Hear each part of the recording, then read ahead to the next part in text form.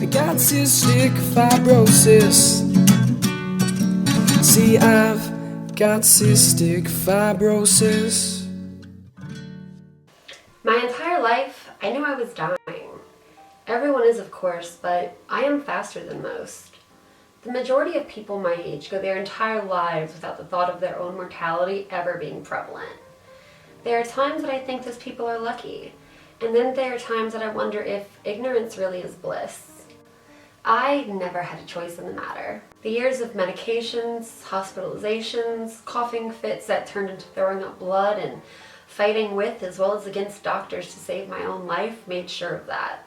Though there have been difficult and on occasion flat-out miserable times in my life, they have not stopped me from loving my life unconditionally and fighting for it with everything that I have, in every sense of the word.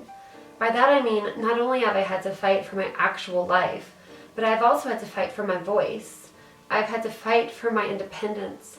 I have had to fight for not only my quality of life, but for equality. I have had to struggle with balance, how to balance hours of treatments with a weak, tired body, while attempting to maintain any remnants of a normal existence. I have had to struggle through painful and uncomfortable medical procedures, and I've had to handle myself with medical professionals that were anything but. I have had to stand on the sidelines no matter how much I wanted to participate in something because I was physically unable to. And I have had to watch as my illness broke apart my family and scared people away. The hardest part for me has been when my sisters and fibros lose their fight. To sit here while they are at the ends of their lives soaking in every single word, because I know all too well how any one of them could be the last.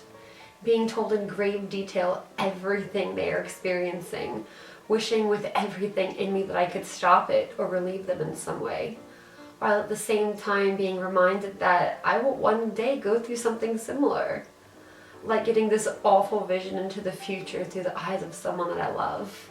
Driving around for hours because I cannot stand to sit at home and wait for the phone call that I know I will get. The phone call that will shatter your heart into a million pieces no matter how much you think you are prepared for it. Even just a Facebook post. I cannot tell you how many times last year I broke down crying because it was like every single day another CFer gained their wings. Some days more than one. Going to the funeral of a fellow CFer is the strangest out-of-body experience. It's like this strange mirror of a nightmare that you would ironically kill to wake up from. The older we get, the closer we get, the more often we lose one of us, and the more we cling on to each other.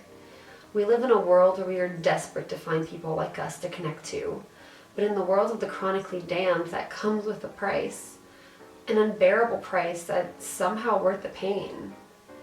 I have been fortunate enough through my disease to get to know some of the greatest people in the world.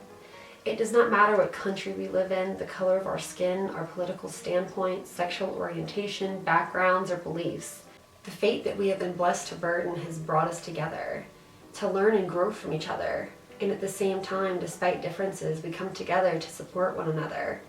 In a world where there is so much bad, we have been able to come together and make some good out of it, and it's a beautiful thing. I know I cannot take my time here or with the people that I care about for granted. I know how important every laugh is, every hug, every kiss, every conversation.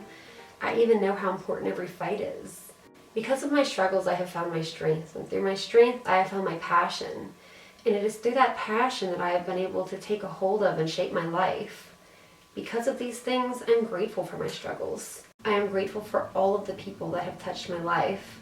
The ones that I get to annoy every day, the ones that I'm only able to catch up with on occasion, and the ones that I know are watching over me and helping me find the strength that I need to continue this fight, despite all of the struggles.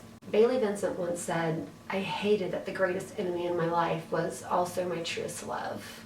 And if that doesn't describe how I feel about CF, then I don't know what does. I may be a masochist for saying it, but because of cystic fibrosis, I have met some of the greatest loves of my life. I have experienced remarkable things in this life that I never would have been able to otherwise. And I have been able to go into this world with wide eyes and view it in a way most people do not see.